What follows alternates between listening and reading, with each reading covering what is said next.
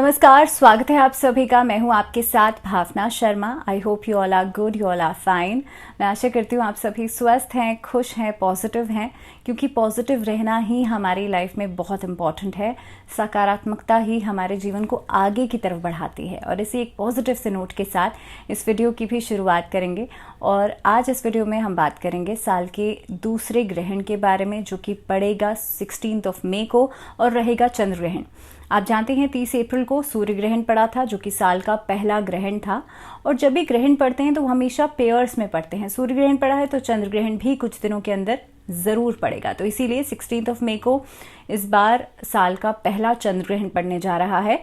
और दूसरा ग्रहण रहेगा बुध पूर्णिमा के दिन पड़ रहा है। देखिए, चंद्र ग्रहण हमेशा पूर्णिमा की तिथि के दिन ही पड़ता है, सूर्य ग्रहण हमेशा अमावस्या के दिन ही पड़ता है, तो इसमें कोई कंफ्यूजन नहीं है। लेकिन इस बार बुध पूर्णिमा का दिन पड़ रहा है, अपने आप में खास है। दूसरी चीज़ ये है कि ग्रहण के नाम से ही हम अक्सर डर जाते हैं। लोग सोचते हैं कि ग्रहण है तो पता नहीं क्या होने वाला है।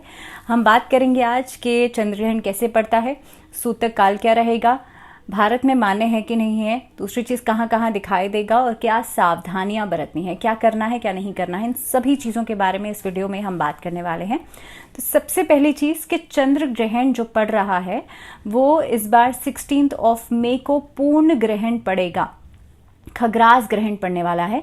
अब वो कैसे पड़ता है, जब देखिए पृथ्वी जो है सूर्य का चक्कर लगाते लगाते सूर्य के बिल्कुल सामने आ जाती है और उसी अवधि के अंदर चंद्रमा भी पृथ्वी के सामने आ जाता है। तो एक तरीके से जो पृथ्वी है वो सूर्य को ढक लेती है, इसीलिए सूर्य का प्रकाश चंद्रमा तक नहीं पहुंच पाता और उसे खग्रास चंद्र ग्रहण कहा जाता है, यानी कि पूर्ण चंद्र ग्रहण कहा जाता है। अब दूसरी बात यह है कि इस बार का ये जो ग्रहण रहेगा वो भारत में दिखाई नहीं देगा। मार्क माय वर्ड्स, भारत में दिखाई नहीं देगा। तो सूतक काल भी यहाँ मान्य नहीं होगा। सूतक काल चंद्र ग्रहण का 9 घंटे पहले लग जाता है, लेकिन क्योंकि भारत में दिखाई नहीं दे रहा है, इसीलिए हमारे शास्त्रों के अनुसार कहा जाता है कि जहां पर दृश्य नहीं है ग्रहण, वहां पर इसका सूतक भी मान्य नहीं होगा। अब क्या करना है और क्या नहीं करना है उसके ऊपर हम आएंगे, लेकिन सबसे पहले टाइमिंग की बात कर लेते हैं और कहाँ दिख रहा है उसकी बात कर लेते हैं। मैं इंडियन टाइम के अकॉर्डिंगली आपको बता रही हूँ, तो आप जिस भी कंट्री में रहते हैं, जहाँ भी रहते हैं, वहाँ की टाइमिंग के अनुसार आप देख लीजिएगा। इंडियन टाइमिंग के अनुसार अगर देखा जाए तो मॉर्निंग में पड़ रहा है 8:59 AM से लेकर के 10:23 AM तक का टाइमिंग रहेगा इंडियन टाइमिंग के हिसाब से। दूसरी चीज़ ये कहाँ कहाँ दिखाई देने वाला है, तो साउथ वेस्ट यूरोप में दिखाई देगा, अफ्रीका में दिखाई देगा, पैसिफिक ओशन में दिखाई देगा, अंटार्कटिका में दिखाई देगा और अटलांटिक ओशन में दिखाई देगा।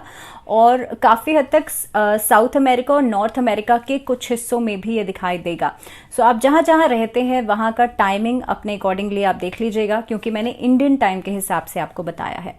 तो जहाँ ये दृश्य रहेगा वहाँ पर इसका सूतक भी मान्य रहेगा। अब दूसरी बात यह है कि ग्रहण, जैसे मैंने कहा कि ग्रहण के नाम से ही लोग डर जाते हैं। तो सबसे पहली चीज़ तो ये समझिए कि ग्रहण का मतलब होता है ग्रहण करना। दैट मीन्स उस समय पर आपको कई सारे लाभ मिल सकते हैं, आपको कई सारी चीज़ों को आप ग्रहण कर सकते हैं। कैसे? This is the very beneficial time और वेरी इंपॉर्टेंट टाइम, जिस समय पर आप अपना कनेक्शन सुप्रीम पावर के साथ जोड़ सकते हैं। बिकॉज इस समय पर सूर्य, पृथ्वी, चंद्रमा तीनों एक तरीके के ट्रांजिशन फेज से गुजर रहे होते हैं। सो बहुत अच्छा समय है, बहुत बेहतरीन समय है। आप मंत्रोच्चारण कर सकते हैं, आप किसी भी मंत्र को सिद्ध करना चाहते हैं, बहुत अच्छा समय है। और दूसरी बात कि इस समय पर आप अगर चाहें, अगर देखिए जिन लोगों को कुंडलिनी जागरण करना बहुत अच्छा आता है, ये बहुत बढ़िया समय होता है वो करने के लिए। तो जो लोग चक्रा बैलेंसिंग कर सकते हैं, जिन्हें करनी आती है, वो इस समय पर ज़रूर चक्रा बैलेंसिंग कीजिएगा। दूसरी बात यह है क्योंकि भारत में दिखाई नहीं देगा तो सूतक काल यहाँ मान्य नहीं होगा। और सूतक में जितनी सावधानियां बरती जाती हैं, जो कहा जाता है कि मंदिर के पट बंद हो जाते हैं, पूजा पाठ नहीं करनी है, मूर्ति पूजन नहीं करना है खास तौर पर। दूसरी चीज़, प्रेग्नेंट लेडीज़ को बहुत ज़्यादा सावधानी बरतने को कहा जाता है। आपको सिलाई कटाई का काम नहीं करना, आपको सोना नहीं है। मैं इतना एम्फेसाइज करके इसलिए बोल रही हूँ बिकॉज कई लोग ऐसे होते हैं कि ग्रहण का नाम सुनते ही ये सारी उनकी सावधानियां दिमाग में आ जाती हैं, बेशक से दिख रहा है या नहीं दिख रहा है। और दूसरी बात ये भी है कि जैसे मैंने लास्ट टाइम भी कहा था कि देखिए, जब भी कोई ग्रहण आता है तो प्रेग्नेंट लेडीज़ के अंदर ना सबकॉन्शियसली उनके दिमाग में चलना शुरू हो जाता है।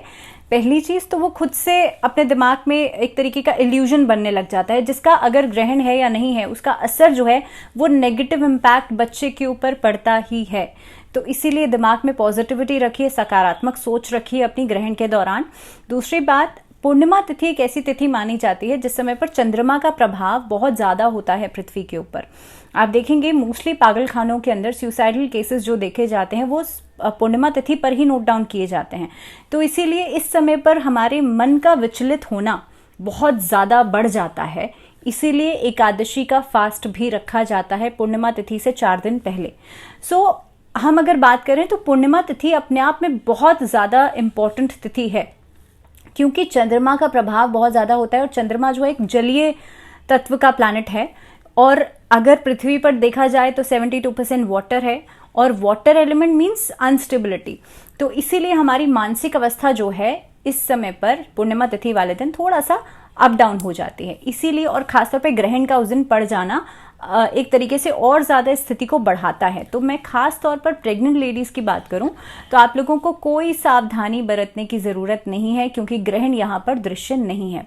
दूसरी बात, मंत्रोच्चारण की जब भी हम बात करते हैं तो इस समय पर आप मंत्रोच्चारण बिल्कुल कर सकती हैं, क्योंकि चंद्र ग्रहण है। तो इसीलिए आप भगवान शिव के मंत्रों का जाप जरूर करें इस दिन, क्योंकि भगवान शिव जो हैं उनके तो मस्तक पर है चंद्रमा। तो इसीलिए अगर आप चाहते हैं कि आपको मानसिक तौर से कोई परेशानी ना हो तो इस दिन आप भगवान शिव के मंत्रों का जाप जरूर करें, क्योंकि वही एक ऐसे महादेव कहा जाता है, तो वही एक ऐसे देवता है, वही एक ऐसे भगवान है जो कि इस समय पर इस तरह की स्थितियों को कंट्रोल कर सकते हैं। तो आप नमः शिवाय भगवान शिव के पंचाक्षरी मंत्र का जाप कर सकती हैं, षडाक्षरी मंत्र का जाप कर सकते हैं, आप ओम मंत्र का चांटिंग कर सकते हैं, क्योंकि ओम मंत्र के चांटिंग से आपका सहस्त्रार चक्र भी बैलेंस होता है। दूसरी चीज़, आप चंद्रमा के मंत्रों का जाप कर सकते हैं। अगर आपका चंद्रमा आपकी कुंडली में खराब है, ग्रहण योग बना हुआ है इस समय पर, तो आप चंद्रमा के मंत्रों का जाप भी ज़रूर करें। क्योंकि मॉर्निंग आवर्स में पड़ रहा है, लेकिन फिर भी आप ग्रहण के दौरान चंद्रमा के मंत्रों का जाप ज़रूर करें, भगवान शिव की पूजा ज़रूर करें, शिवलिंग पर आप ज़रूर अभिषेक करें, और साथ ही में कोशिश ये करें कि ग्रहण के बाद का जो समय रहेगा उस समय पर सफ़ेद चीज़ों का दान ज़रूर कर दें। सफ़ेद चीज़ें यानी कि चीनी, चावल, दूध, ये सभी चीज़ें, खाने की सामग्री हो गई, ये सब चीज़ों का दान आप किसी नीडी पर्सन को कर सकते हैं। नीडी पर्सन एज इन जिसको उसकी ज़रूरत हो, जो दान का पात्र हो, तो ऐसे इंसान को या किसी मंदिर में ले जाकर के आप दान जो है वो कर सकते हैं। दूसरी बात यह है कि इस बार का ये जो चंद्र ग्रहण है ये लग रहा है विशाखा नक्षत्र में और साथ ही में वृश्चिक राशि में पड़ रहा है। अब जो लोग जिनका जन्म जो है वो विशाखा नक्षत्र में है हुआ है, ऐसे लोगों को थोड़ा सा सावधान रहना है अपनी हेल्थ को लेकर के। थोड़ा सा मानसिक परेशानियां बढ़ेंगी, थोड़ा सा स्ट्रेस बढ़ेगा, एंग्जाइटी बढ़ेगी फॉर 15 डेज, लेकिन उसके बाद धीरे धीरे करके चीज़ें सेटल डाउन होंगी। तो जिन लोगों का जन्म विशाखा नक्षत्र में हुआ है, आप लोगों को ओम मंत्र का चैंटिंग करना है for 15 days at least, morning 5 minutes, रात को सोने से पहले 5 मिनट। दूसरी बात, जिनकी मिथुन राशि है और जिनकी वृश्चिक राशि है, आप लोगों को थोड़ा सा अपनी सेहत को लेकर के कॉशियस रहना है, और ज़्यादातर आपको अपनी थोड़े से कोशिश करना है कि मानसिकता को आप अपने सकारात्मक रखें, क्योंकि किसी भी चीज़ के लिए जब हम नेगेटिव अप्रोच रखने लगते हैं तब हमारा काम भी नेगेटिव ही हो जाता है। तो इसीलिए खासतौर पर मैं कहूँगी कि मिथुन राशि वाले लोग, आप किसी भी चीज़ में इन्वेस्टमेंट बिना सोचे समझे नहीं कीजिएगा। किसी भी नए बिजनेस की शुरुआत 15 दिन तक के लिए बिल्कुल नहीं कीजिएगा, और ख़ास तौर पे अपनी सेहत का बहुत ज़्यादा ध्यान रखिएगा। रिलेशनशिप्स एक तरीके से ठीक ठाक चलेंगे, लेकिन सबसे ज़्यादा इंपॉर्टेंट है आपका बिजनेस, आपका काम, और दूसरी चीज़ आपकी हेल्थ। दूसरी चीज़, वृश्चिक राशि वाले लोगों के लिए इस अवधि में थोड़ा सा अपने आप को संभाल पाना फॉर अ वीक और 15 दिनों के लिए थोड़ा सा मुश्किल हो जाएगा। चीज़ें बिखरती हुई नजर आएंगी आप लोगों को, लेकिन उसके बावजूद भी आप जितनी एफर्ट डालेंगे ना, उतना आपका काम जो है वो चलता चला जाएगा। तो इसलिए हिम्मत नहीं हारनी है, और सबसे इंपॉर्टेंट बात है कि नेगेटिव नहीं होना है। इस समय पर जितना पॉजिटिव रहेंगे उतना ही आपका काम बढ़िया तरीके से बनेगा। आप लोगों को अपनी सेहत का भी ध्यान रखना है, और अपने रिलेशनशिप्स का, पर्सनल रिलेशनशिप्स में किसी भी तरीके का वाद विवाद, उससे आप अवॉइड कीजिएगा। बाकी सभी राशियों के ऊपर लगभग एक जैसा असर पड़ने वाला है, यानी कि जिस जिस भाव में गोचर करेंगे उस भाव में असर पड़ेगा। दूसरी बात यह है कि जब भी हम ग्रहण की बात करते हैं तो हमेशा एक कलेक्टिव स्टडी की जाती है, तो इसीलिए ग्रहण के बाद नेचुरल कैलामिटीज़ का खतरा जो है वो हमेशा रहता है, क्योंकि चंद्र ग्रहण है। तो जिन जिन जगहों पर चंद्र ग्रहण दिखने वाला है उन जगहों पर साइक्लोन्स का खतरा, बाढ़ का खतरा, ये सब चीज़ें जो हैं, नेचुरल कैलामिटीज़ जैसी चीज़ें जो हैं वो हो सकती हैं। दूसरी बात, इस अवधि में क्योंकि विशाखा नक्षत्र में पड़ रहा है, तो किसी भी स्पिरिचुअलिस्टिक पर्सन के ऊपर या फिर कोई धर्म गुरु हो, ऐसे लोगों की हानि जो है, मान हानि जो है वो देखी जा सकती है इन द नियर फ्यूचर, क्योंकि जो चंद्र ग्रहण है वो पड़ रहा है विशाखा नक्षत्र के अंदर। तो जैसे मैंने कहा कि इस दौरान, ग्रहण के दौरान आप मंत्रोच्चारण ज़रूर करें। आप भगवान शिव के मंत्रों का जाप कर सकते हैं। इन केस अगर किसी के हेल्थ इशू बहुत ज़्यादा है, अगर किसी की तबीयत बहुत ज़्यादा ख़राब है, तो इस समय पर आप महामृत्युंजय मंत्र का जाप ज़रूर करें। संकल्प लेकर के करेंगे तो और भी जल्दी आपको असर दिखाई देगा। तो जो भी आप, जिस इंसान के निमित्त आप जाप कर रहे हैं, जिसके लिए आप जाप कर रहे हैं, उसके लिए संकल्प लेकर के कि मैं इतने माला जाप करूंगा या करूंगी, आप बिल्कुल शुरुआत कर सकते हैं इस दिन से।